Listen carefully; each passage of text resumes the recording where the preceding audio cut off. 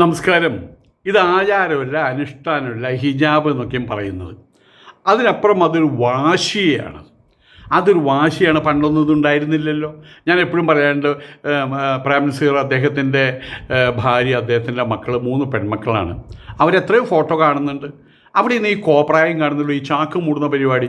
ഇതൊരു എന്തായാലും പറയുക, ഒരു വാശിയാണത്.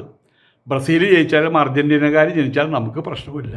പക്ഷെ എന്നാലും അവിടെ മലബാർ ഏരിയയിൽ ഫുട്ബോൾ താല്പര്യമുള്ള ആൾക്കാർ, ഞങ്ങൾ ഈ അർജൻറ്റീനയുടെ ആൾക്കാരാണ്, ഞങ്ങൾ ബ്രസീലിൻ്റെ ആൾക്കാരെ പറഞ്ഞിട്ട് എത്ര പൈസ ചിലവഴിച്ചിട്ട് ആ വാശിയും അത്രമാത്രമുള്ളത്. ആ ലോകകപ്പ് കഴിഞ്ഞാൽ കഴിഞ്ഞു. ഈ യൂണിഫോമിൻ്റെ ഈ ചാക്ക് മൂടലിൻ്റെ പേരിലുള്ള ഈ വയ്യാവേലികൾ അത് ഏറ്റവും കൂടുതൽ നടക്കുന്നത് കേരളത്തിലാണ്. എന്നും അതല്ലേ കേൾക്കാനുള്ളൂ. ഹിജാബ്. പണ്ട് ഹിജാബ് എന്താണെന്ന് അറിയില്ലായിരുന്നു ആൾക്കാർക്ക്.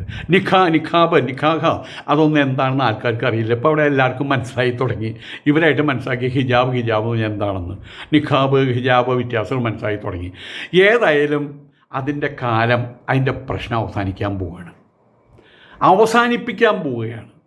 ഭാരതത്തിൽ ഇനി മുഖം മൂടിയിട്ട് കയ്യും കാലും മൂടിയിട്ട് പ്രേതരൂപികളായിട്ട് പ്രേതത്തിൻ്റെ രൂപത്തിൽ വന്ന്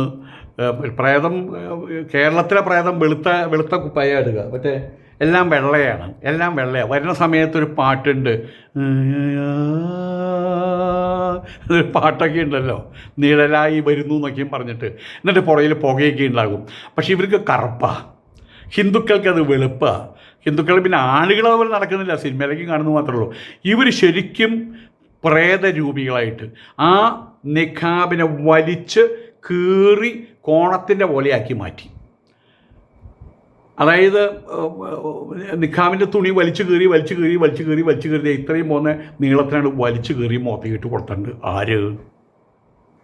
അലഹബാദ് ഹൈക്കോടതി യൂണിഫോം പറഞ്ഞിട്ടുണ്ട്. അവിടുത്തെ സ്കൂളിൽ യൂണിഫോം പറഞ്ഞിട്ടുണ്ട്. പക്ഷേ ഇവർ പറയുന്നത് യൂണിഫോമിൻ്റെ മേലെ ഈ പ്രേതക്കുപ്പായ ഇടണമെന്നാണ് പറഞ്ഞിട്ടുള്ളത്. അപ്പോൾ ഹൈക്കോടതി പറഞ്ഞു അങ്ങനൊരു നിയമമൊന്നുമില്ല, അങ്ങനൊരു ആചാരമില്ല, അങ്ങനൊരു അനുഷ്ഠാനമില്ല. ഉണ്ടെങ്കിൽ തെളിയിക്കാൻ പറ്റിയില്ല. അപ്പോൾ ഒരു കാരണവശാലും സമ്മതിക്കില്ല എന്ന് പറഞ്ഞിട്ടുണ്ട്. ഇത് നിയമമായി കഴിയുകയാണ്. ഇനി മറ്റുള്ളവർക്ക് ഈ പ്രശ്നങ്ങളാകുമ്പോൾ ഈ നിയമമാണ് അവിടെ ഉദ്ധരിക്കുക. ഇത് അലഹബാദ് ഹൈക്കോടതിയാണ്. ഹൈക്കോടതിയിൽ പറയുന്ന ചില കാര്യങ്ങൾ, അത് വലിയ ക്രൈം കേസുകളൊക്കെ ആകുമ്പോൾ അത് സുപ്രീം കോടതിയിൽ പോകാം, ബെഞ്ച് മാറ്റം നടത്താം.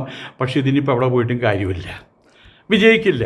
ഇനി സുപ്രീം കോടതിയിൽ പോയി അവർ അങ്ങനെ കുത്തനെ തിരിച്ചയക്കും, ഹൈക്കോടതിയിലേക്ക്. ആയതുകൊണ്ട് തന്നെ എസ്റ്റാബ്ലിഷ്ഡ് ആയി കഴിഞ്ഞു ഇതിൻ്റെ ആവശ്യമില്ല എന്നുള്ളത്. ഇത് വെറുതെ ഒരു കോടതി പറയുന്നതല്ല. ഇത് കൃത്യമായിട്ട് വാദപ്രതിവാദങ്ങളും രേഖകളും അതെല്ലാം കൊണ്ടുകൊടുത്ത് ഇത് ആവശ്യമില്ല എന്ന് കോടതിയെ ബോധിപ്പിച്ചു കഴിഞ്ഞിട്ടുണ്ട്. ആയതുകൊണ്ട് തന്നെ ഇതിനങ്ങോട്ട് പറക്കാൻ തുടങ്ങും, സ്പ്രെഡാകാൻ തുടങ്ങും. ഭാരതത്തിൽ ഇനി ഹിജാബ് ഇട്ട് നടക്കാൻ പറ്റുന്ന സാഹചര്യം വരും. ഇപ്പം തന്നെ ഉത്തരേന്ത്യയിൽ നടന്നു കഴിഞ്ഞാൽ അവിടെ നിയമം കൈകാര്യം ചെയ്യുന്ന നാട്ടുകാരുണ്ടല്ലോ, അവർ മതി കാര്യങ്ങൾക്ക്. അതിനിടവരാതിരിക്കട്ടെ. അതിനു മുമ്പ് തന്നെ നമ്മളുടെ ഭാരതീയ ന്യായ സംഹിത പ്രകാരം അത് നിയമമായിട്ട് വരട്ടെ. അത് മുസ്ലിങ്ങൾക്ക് നല്ലതാണ്. അവിടെ എന്താ സംഭവിച്ചിട്ടുള്ളത്? മുസ്ലിം വിദ്യാർത്ഥിനി യൂണിഫോമിൻ്റെ മേലെ ഹിജാബ് വേണമെന്ന് പറഞ്ഞ് അലഹബാദ് ഹൈക്കോടതിയെ സമീപിച്ചു. അതാണ് ഉണ്ടായത്. കുറേ പൈസ കളഞ്ഞു. കോടതി ആ ഹർജി പിച്ചു കീന്തി ചവിറ്റുകോട്ടയിലിട്ടു. കോടതി പറഞ്ഞൊരു കാര്യമുണ്ട്. ഈ പറഞ്ഞ കാര്യം ഇവിടെയുള്ള മുസ്ലിങ്ങളും കേൾക്കണം കേട്ടോ. ഈ അടി കൂടുന്ന ആൾക്കാർ കേൾക്കണം. ഹിജാബ് ധരിച്ച് ഡാൻസ് കളിക്കാൻ പാടില്ല. ഇപ്പം ഇന്ന് നബി ദിനത്തിൽ എത്ര സ്ഥലത്താണ് ഹിജാബ് ധരിച്ചിട്ട് അവരുടേതായ കുറേ ഡാൻസ് കളിച്ചിട്ടുള്ളത്. ഒപ്പന ശരിക്കും ഡാൻസ് ഇല്ല, പാട്ട് മാത്രമേ ഉള്ളൂ. പിന്നീട് അതിനോടൊപ്പമാണ് പിന്നെ നല്ല കാര്യമാണ്, മനോഹരമായിട്ടുള്ള, എനിക്ക് ഭയങ്കര ഇഷ്ടം ഒപ്പന. വെറുതെ പറയുന്നല്ല, ആരും പുകഴ്ത്താൻ വേണ്ടി പറയില്ല. നല്ല രസമാണ് അവരെ കൈയടിച്ചുള്ള ആ പാട്ട്. സിനിമയിലേക്കും കണ്ടിട്ടില്ലേ പാട്ടുകൾ. അവർ യുവജനോത്സവത്തിന് ഏറ്റവും കൂടുതൽ ആൾക്കാർ വരുന്നത് ഒപ്പന കാണാൻ വേണ്ടിയിട്ടാണ്. അവിടെയും ഹിജാബ് ഇട്ടിട്ട് തലയിൽ തട്ടിട്ടിട്ടല്ലേ ആടുന്നത്. അത് നിരോധിക്കാൻ പറയുന്നുണ്ടോ? ഇതിപ്പോൾ അതൊന്നുമല്ല, ആവശ്യമില്ലാതെ. അതാണ് വാശിക്ക് എന്താ ഉണ്ടാവുക? വാശിക്ക് നാശം. അതല്ലേ ഇപ്പോൾ ഇവിടെ കണ്ടത്. ഈ കോടതി പറഞ്ഞ കാര്യങ്ങൾ ഇവിടെയുള്ള എല്ലാ ഈ എക്സ്ട്രീമിസ്റ്റുകൾ, ഇസ്ലാം തീവ്രവാദികൾ ഇത് കേൾക്കേണ്ട കാര്യമാണ്. യൂണിഫോമിറ്റി എന്നാൽ എല്ലാവർക്കും ഒന്ന് എന്നാണ് അർത്ഥം. എല്ലാവരും ഒരുപോലെ. ഞാൻ കോളേജിൽ പഠിക്കുന്ന സമയത്ത് അവിടെ സ്കൂളിൽ പോയിരുന്ന കോളേജിൽ പോയിരുന്ന പ്രീ ഡിഗ്രി പഠിച്ചിരുന്ന ഒരു പെൺകുട്ടി ഉണ്ടായിരുന്നു. ഭദ്ര എന്നാണ് ആ കുട്ടിയുടെ പേര്, ശ്രീഭദ്ര എന്നാണ് ആ കുട്ടിയുടെ പേര്. ഒരു ദിവസം ശ്രീഭദ്ര പോണ സമയത്ത് ഇതെന്തടി നീ പെന്തക്കോസുകാരെ പോലെ മാലയും മാളയൊന്നും ഇല്ലല്ലോ എന്ന് ചോദിച്ചു. പറയാണ്ടിരിക്കായിട്ടൊന്നും പോകാൻ പറ്റില്ല എന്ന്. ഒരു മുത്തുമാല മാത്രമേ പറ്റുള്ളൂ വിമല കോളേജിൽ. അവിടെയുള്ള കന്യാസികളെല്ലാവരും പറഞ്ഞു ഇവിടെ ആരും അണിഞ്ഞൊരുങ്ങി വരുന്നു വേണ്ട, കാലിൻ്റെ മുട്ടുകാൽ വരെയുള്ള രണ്ടിവിടെ ബർമുട പോലെയോ അല്ലെങ്കിൽ അങ്ങനെ ഫ്രോക്കൊന്നും ഇട്ട് ഇവിടെ വരാൻ സമ്മതിക്കില്ല.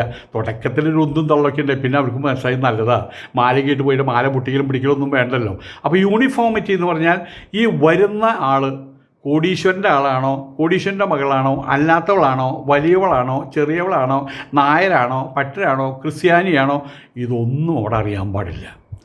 അങ്ങനെ വരുന്ന സമയത്ത് ഒരു വേർതിരിവുണ്ടാകും. ആയതുകൊണ്ട് തന്നെ എല്ലാവർക്കും ഒന്ന്, അതാണ് യൂണിറ്റി, അതാണ് യൂണിഫോം. അത് ഇട്ട് കഴിഞ്ഞാൽ ആരാണ് ആരാണ് പാവപ്പെട്ടവൻ, ആരാണ് പണക്കാരൻ, ആരാണ് ഹിന്ദു, ആരാണ് മുസ്ലിം, ആരാണ് ക്രിസ്ത്യാനി, ആരാണ് സിഖ്, ഇതൊന്നും തിരിച്ചറിയാൻ പറ്റില്ല. അതാണ് അതിൻ്റെ യൂണിഫോമിൻ്റെ ഒരു മഹനീയത. അതാണ് വാസ്തവത്തിൽ. അതിൻ്റെ മുകളിൽ മതം കയറ്റിയാൽ എന്തുണ്ടാകുന്നു? യൂണിഫോം ഇല്ലാതായി മാറുന്നു. യൂണിഫോമിറ്റി വന്ന പിന്നെ മതത്തിനോട് പ്രസക്തിയില്ല. യൂണിഫോം എന്നാൽ പിന്നെ മതത്തിന് പ്രസക്തിയില്ലല്ലോ. അപ്പോൾ മതം അതിൻ്റെ ഉള്ളിൽ കൂടെ എനിക്ക് കയറ്റണമല്ലോ. അപ്പോൾ അതിന് വേണ്ടിയിട്ട് ആണ് ഹർജി കൊടുത്തത്. കോടതി ഇവരുടെ വികാരങ്ങളല്ല നോക്കുന്നത്, മതഗ്രന്ഥമല്ല നോക്കുന്നത്, ശരീഅത്തല്ല നോക്കുന്നത്. ബ്രാഹ്മണങ്ങളുണ്ട്, സ്മൃതി പ്രസ്ഥാനങ്ങളുണ്ട്. അത്തരം സ്മൃതി പ്രസ്ഥാനങ്ങളോ ഇതൊക്കെയാണ് ഹിന്ദുക്കളുടെ നിയമങ്ങൾ. അതുകൊണ്ട് അവിടെ ചെല്ലാൻ പറ്റുമോ? മനുസ്മൃതിയും കൊണ്ട് ചെല്ലാൻ പറ്റുമോ? അവിടെ അവർ വലിച്ചെറിയും കോടതി. അവിടെ ഭാരതീയ ന്യായ സംഹിതയാണ്, പണ്ട് IPC ആയിരുന്നു. അവിടെ മതഗ്രന്ഥവും അവിടുത്തെ കാര്യങ്ങളും അവരുടെ വികാരങ്ങളും അവരുടെ സങ്കടങ്ങളൊന്നും കോടതി അതൊന്നും നോക്കില്ല.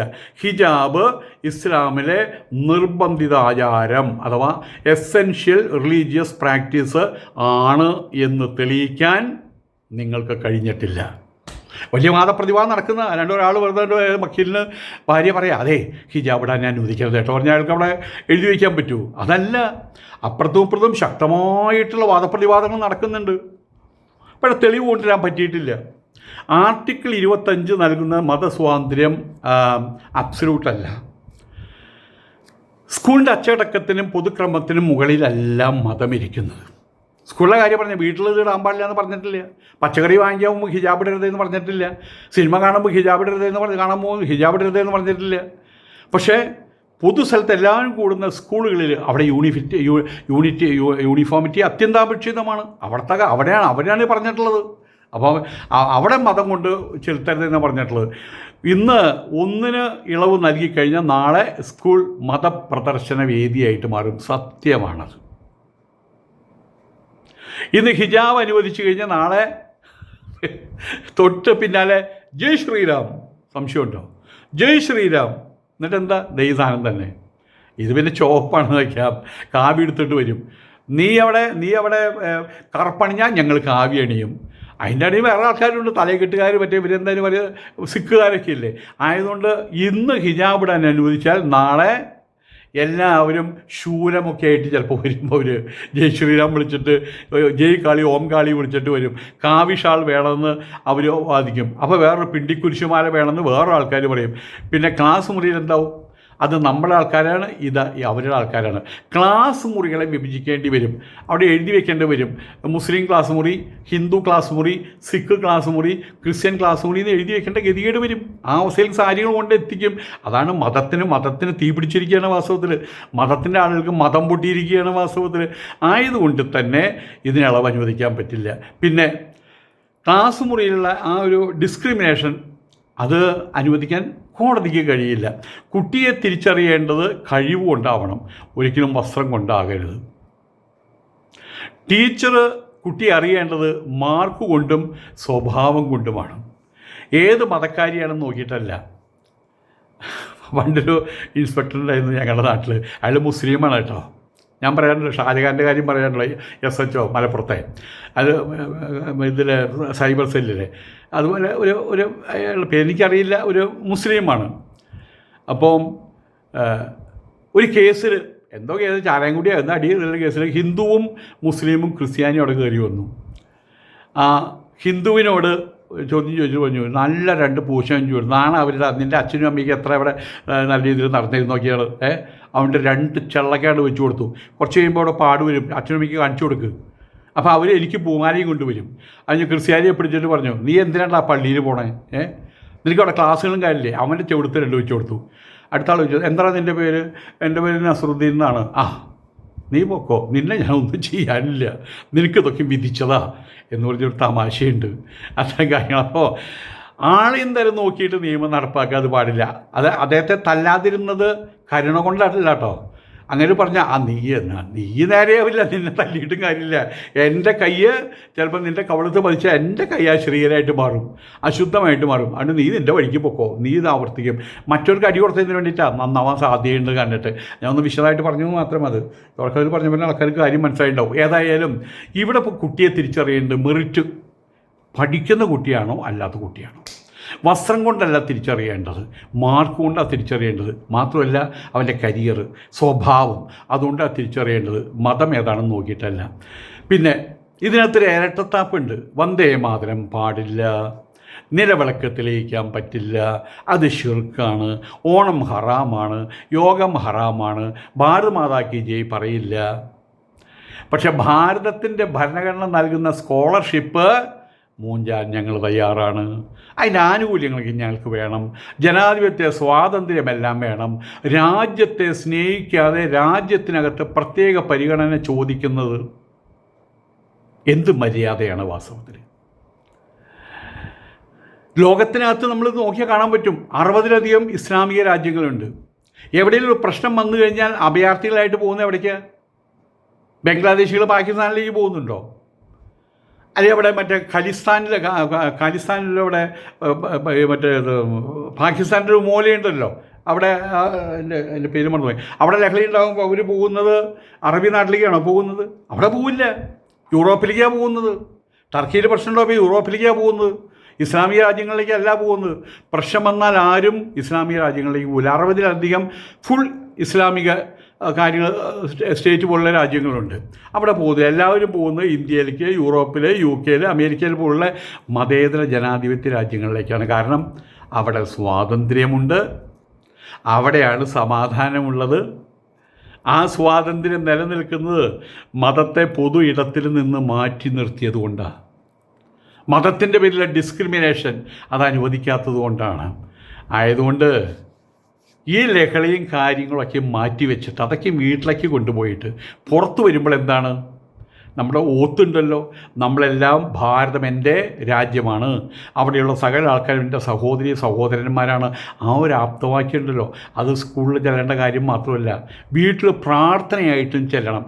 ഞാൻ ഇവിടെ വന്ന് അന്ന് ആ പോലീസുകാർ വന്നപ്പോൾ അതിൽ ഒരാൾ എന്നോട് രഹസ്യമായിട്ട് പറഞ്ഞു, അപ്പോൾ സ്വാമി ഏത് ദൈവത്തെയാണ് ആരാധിക്കുന്നത്, ശിവനെയാണോ വിഷ്ണുവിനെയാണോ? അപ്പോൾ ഞാനപ്പോൾ പറഞ്ഞു, ഒരു നിമിഷം, ഞാനവിടെ അതിൻ്റെ ഷെൽഫുണ്ട്, ആ ഷെൽഫിൽ പുതുതായിട്ട് വാങ്ങിച്ചെന്ന് തോന്നിക്കുന്നൊരു ചോറ്റുപാത്രം പോലെ നല്ല ഭംഗിയുള്ള ഒരെണ്ണമുണ്ട്.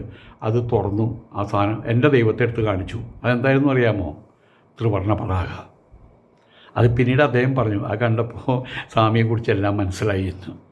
അപ്പോൾ അതാണ് നമ്മൾ ഈ രാഷ്ട്രമില്ലെങ്കിൽ പിന്നെ രാഷ്ട്രത്തിൽ ഒരു വലിയൊരു വെള്ളപ്പൊക്കം വന്നപ്പോൾ ആസാമിൽ കണ്ടില്ലേ, ഇപ്പം നേപ്പാളിൽ വലിയൊരു വെള്ളപ്പൊക്കത്തെ പെട്ടെന്ന് വന്നിരിക്കുകയാണ്. രാജ്യമില്ലെങ്കിൽ പിന്നെ എന്താണ്? റോട്ടി കപ്പട മക്കാൻ, ആഹാരം വസ്ത്രം പാർപ്പിടം, ഇതെല്ലാം ഫുൾഫിൽ ആകുമ്പോഴാണ് ഇപ്പോൾ ഈ മതം വരുന്നത്. മതം തലയേറിയിട്ട് മതം ഭ്രാന്താകുന്നത്. അവിടെ നശിക്കുന്നത് സ്വർഗരാജ്യമാണ് നശിക്കുന്നത്, അത് നരകമായിട്ട് മാറുകയാണ്. അത് ചെയ്യാതിരിക്കുക. നമസ്കാരം.